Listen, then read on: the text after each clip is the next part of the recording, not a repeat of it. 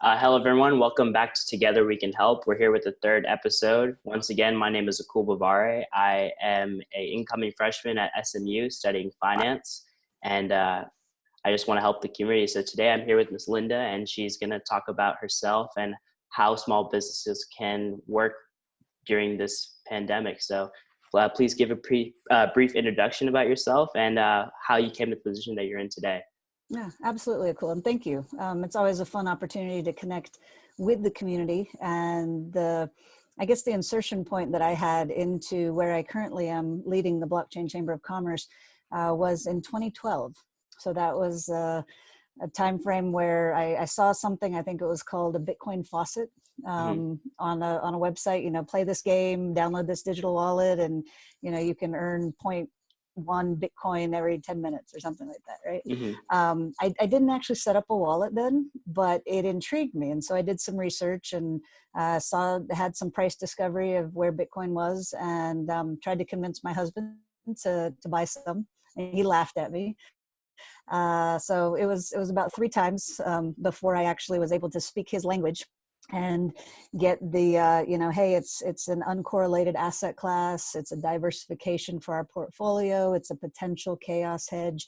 Getting those types of describers out there about Bitcoin made my husband go, okay, let's go ahead. We'll diversify and get some Bitcoin. So that was my insertion point into the greater blockchain ecosystem. And that's, there's a lot of people that still confuse Bitcoin and blockchain because Bitcoin was the first instance on a blockchain. So the Bitcoin coin, token, whatever you choose to call it, is riding on top of the Bitcoin blockchain. And it truly is the underlying blockchain that is the power, of the system.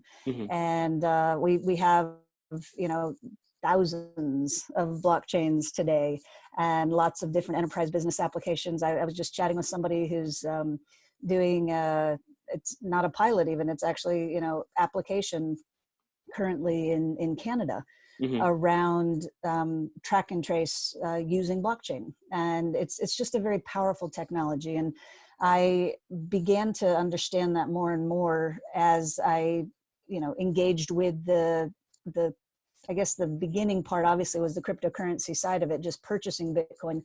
But then as I started connecting with the community and really seeing the use cases and talking to, people around the world about how they were using it and what they saw, the empowerment of it in different verticals, that was my, wow, this is a big deal. And just beyond the value transfer side of it. I actually connected with the core team of the Blockchain Chamber a little over 2 years ago now. It was actually January of 2018, and they were hosting the very first Blockchain Chamber meeting. So first one, right?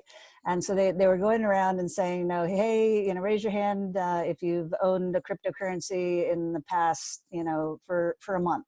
And just about everybody raises their hand if you've owned it for, 3 months and then 6. And by the time they got to 5 years, I was the only person in the room with my hand still up.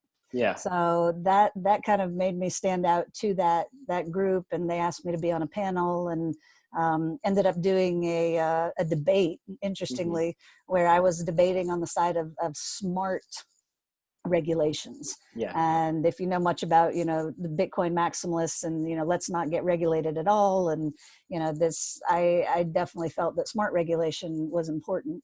And we ended up winning that debate, just I think by 1 vote. But anyway, just a little bit of the fun history. I was asked to join the team as the CIO and Chief Information Officer, and just the progression of supporting the team, building the blockchain ecosystem.io platform, and then being asked to be president and then CEO of the chamber has been my pleasure. It's been a phenomenal opportunity, journey, the core team of the chamber, the chapters that are being stood up globally. It's interestingly, I feel really, really thankful right now because it was the connectivity globally during this current COVID crisis that gave me some insights and awareness as to the huge impact that could be had You know, in the United States specifically, I live in Atlanta, Georgia. Mm-hmm. Actually, I lived in Atlanta, Georgia. But because of the insights that I received from members of the chamber globally, after 2 weeks of sheltering in place, self-imposed before it was imposed in the state of Georgia, our family made a move to a location that had a lot less population density. Mm-hmm. So that's something that has been, my son had issues with his breathing. And so it was an awareness that we had that we wanted to mitigate exposure in every possible way. And Of course. so, yeah, I feel a lot of gratefulness towards the community, the members of the chamber, and you know, just the people globally willing to share their story. So Yeah. So I see that you've already transitioned perfectly into my next question, which was, how has your business been affected by COVID?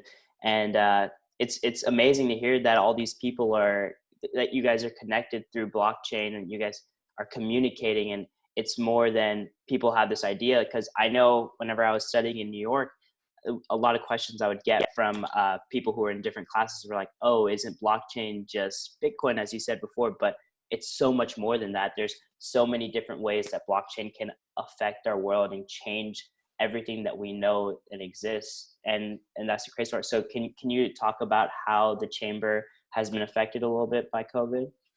yeah, it's actually, I mean, personally, obviously the impact having to do with needing to move, and but that's interestingly, because the chamber is a global organization and we've been communicating internationally, you know, for several years now. The whole concept of being on a digital platform and, you know, having meetings and doing deals online, like that's just been how we do business. Mm-hmm. So that transition that, you know, many people had, going from, you know, being in the office, you know, having board meetings like everybody in the same room, you know, it was a little bit of a, you know, personally disconnecting physically from the members of the chamber that we did meet at least on a weekly basis. Mm-hmm. Because you feel that really close personal connection, right? You come in, everybody gives hugs, you know, Mm-hmm. you're connected, and it's a different feel. But we were able to, even with those in-person meetings, you know, obviously transition seamlessly onto platforms that we were already comfortable with and using on a regular basis. So that hasn't really been an issue. One of the things we've actually had is a positive impact of COVID, if there is Mm-hmm. such a thing. You're aware, I'm sure, of the funds that the federal government is making available. Yes. And one of the things they're focusing on is really figuring out what's broken about the supply chain, Mm-hmm. because that's been a huge pain point, right? And Yeah. we have a member of the chamber who actually has the underlying patent for digital freight matching.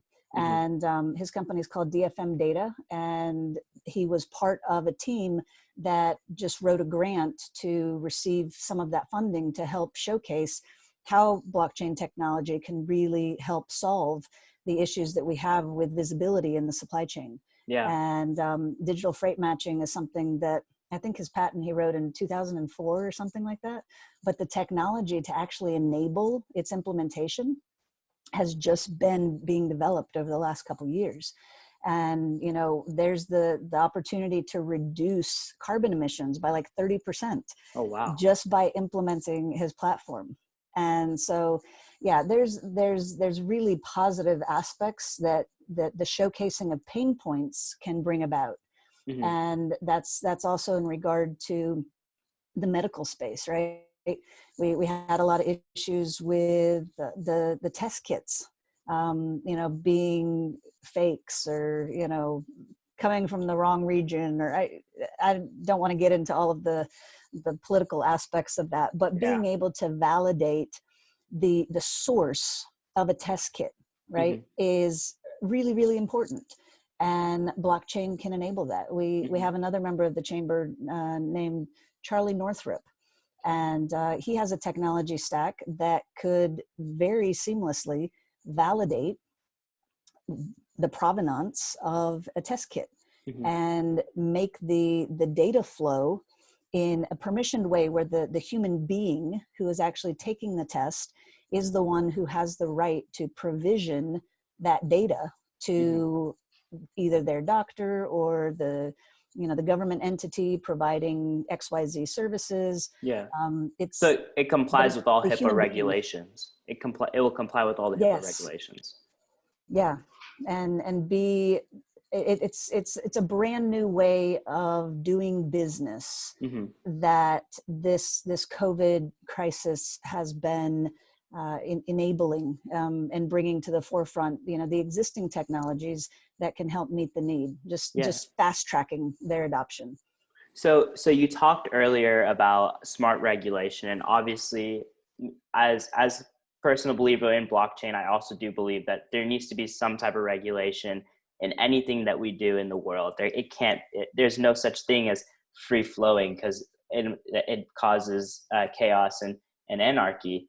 But so how do you think blockchain can be regulated in the supply chain? Like, for example, with the toilet paper crisis that we experienced in the United States, where we didn't know where to get toilet paper. We still don't have hand sanitizer. Clorox is sold out in stores all over the Houston area, as I know. And how can blockchain help make sure that we don't run into this problem again? Well, blockchain is not the panacea or the fix for everything. Yeah. So just to let you know, if people buy all of the currently available toilet paper at the same time, you're still going to have empty shelves, and blockchain can't fix that, right? Blockchain can't plant a vegetable garden for you. Blockchain can't, clean your hands. Exactly. So there's real pain points that anybody who pretends that blockchain is going to fix everything is blowing smoke, right? It's not the case. It can be instrumental in tracking provenance. So where something came from, validating that it is what it says it is and came from where it says it came from. There's that. We have resources in warehouses that, because the individuals responsible for that location and that stuff don't have visibility remotely of that stuff, there's the pain point that maybe you have an administration that now has different individuals responsible for the distribution than were the ones responsible for the acquisition, right? Because the acquisition could have happened a dozen years ago, of masks, and they're sitting in warehouses and they're needed, but there's no ready way to find where they are, because there's not a blockchain that is searchable to showcase the locations. We haven't given locations identity yet.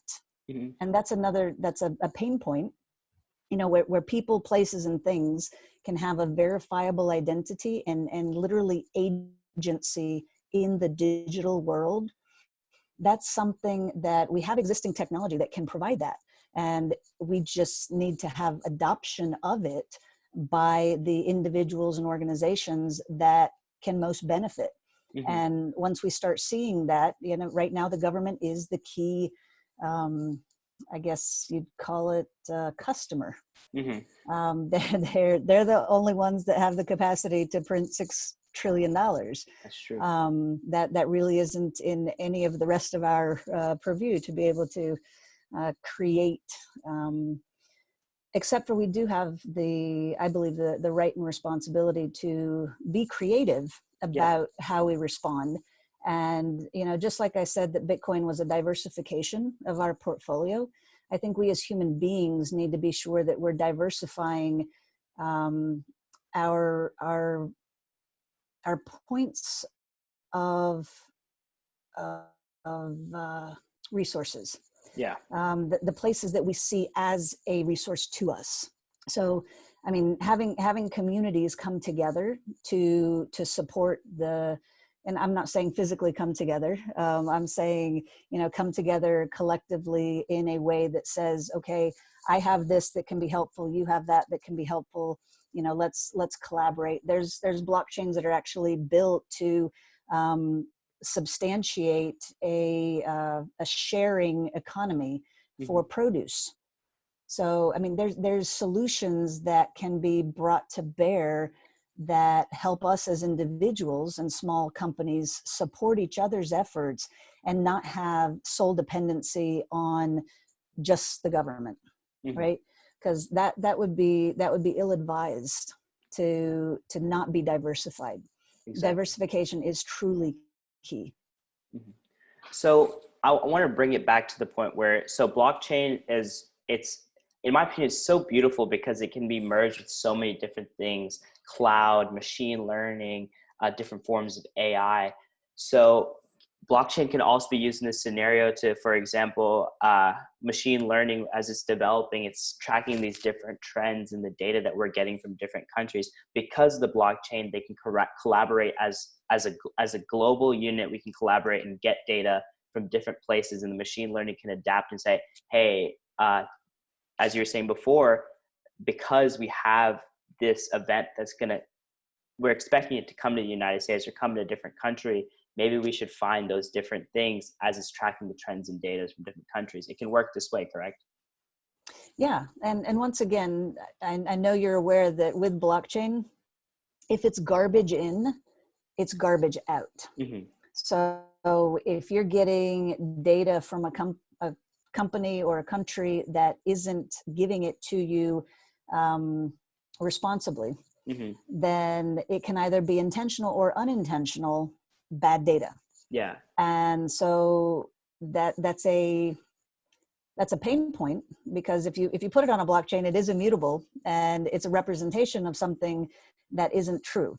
Yeah. Which can really distort outcomes. And so yes, there's a value add if all of the players in the process are good actors.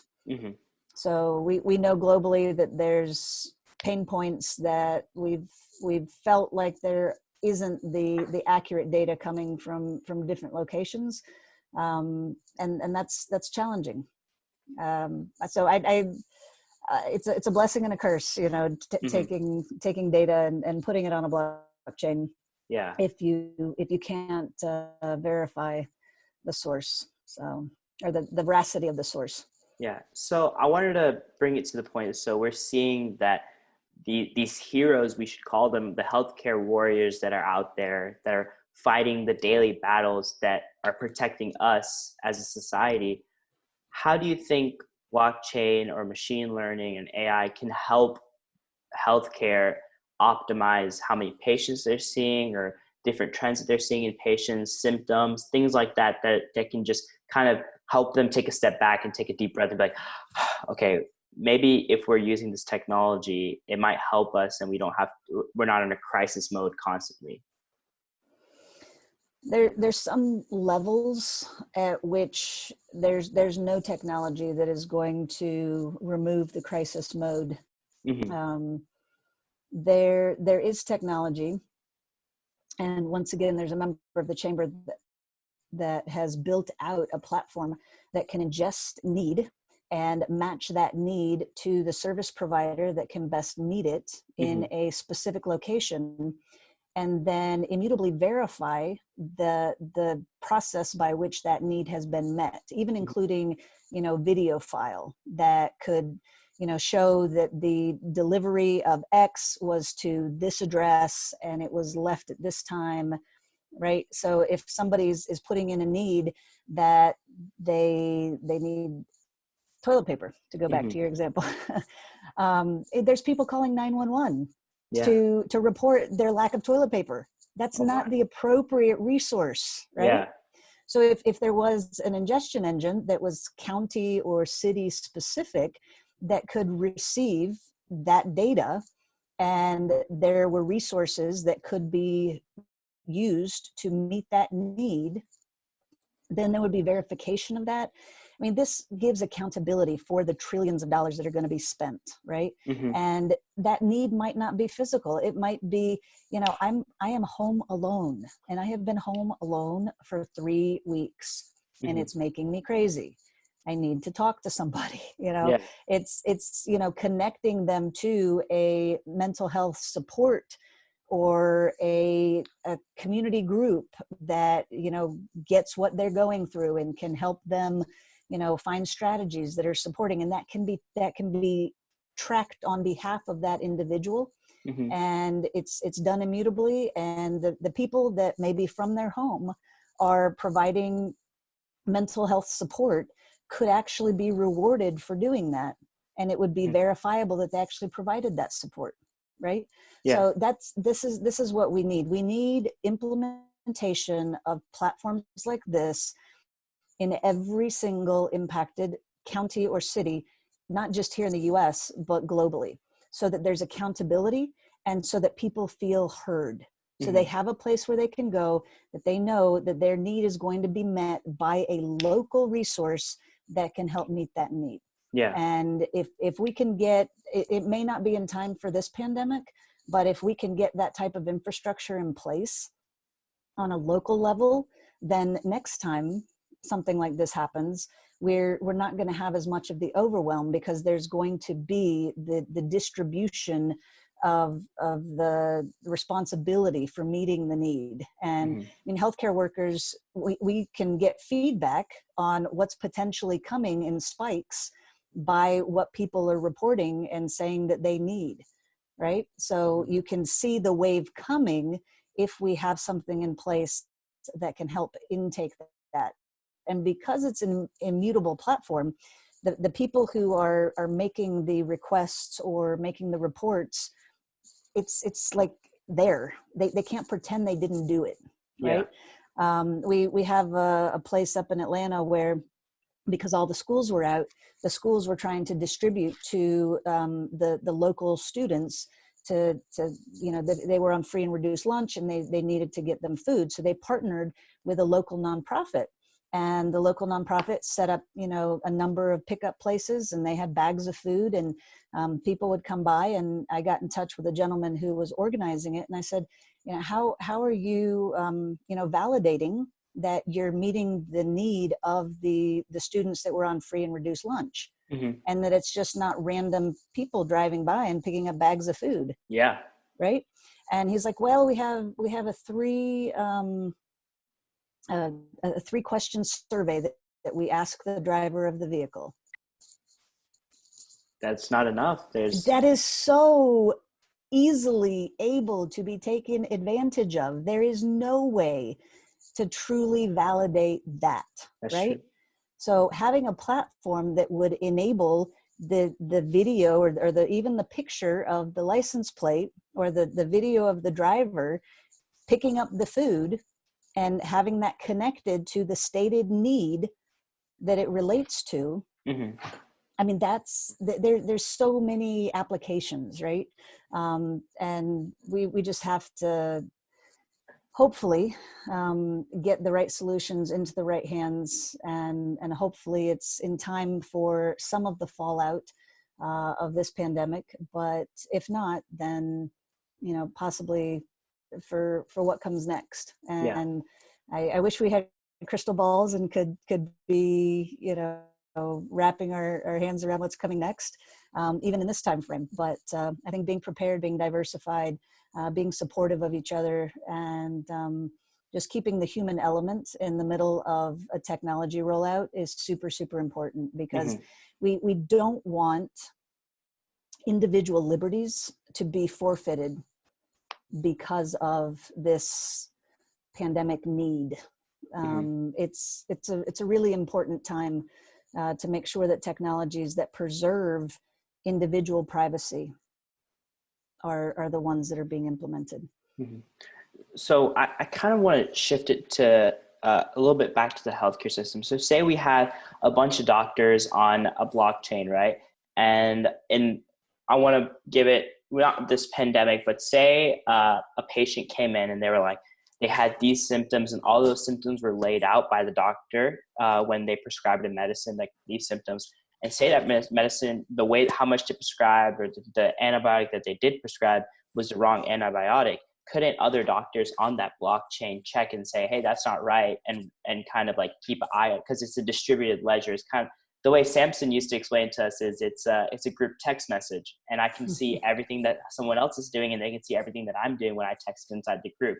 So say they were performing technically malpractice, couldn't other doctors report them and say that's not right, that doctor should not be on? Like, the blockchain kind of creates a responsibility and creates a trust in between each other, because you're kind of checking on other people while they're checking on you. Like, checks and balances, just the way that our government works. Yeah, we actually need digital agents Mm-hmm. that are AI. I use AI loosely, but that have the capacity to automate that oversight. Mm-hmm. Because and I say this because I'm a human being and I know what's on my plate. I can imagine doctors and how much they have on their plates, really expecting that they would on a consistent basis be standing over the shoulder, figuratively, of all of the other doctors doing their work. It's really not likely to happen. Now, Mm-hmm. it may be a way to go back if there's been a pattern of Mm-hmm. some type of malpractice, and showcase that, because it is an immutable record. It's Yeah. okay, this same person did, XYZ in this time frame, and that is verifiable. But it wouldn't be showcased with just one case. It wouldn't come to light with just one instance of malpractice, most likely, if it was just being monitored by human doctors. Like, Yeah. there needs to be a system that raises a red flag, Mm-hmm. right? And that's where digital agents can come into play, where they can actually be taught what the specific conditions and the specific treatments and the comorbidities and the extenuating circumstances that could be part of a case. Like, you can actually teach an agent nouns, verbs, and modifiers, Mm-hmm. and they can be trained to learn what a doctor would know and be able to, on a constant basis, be monitoring what human doctors are doing and engaging in. Mm-hmm.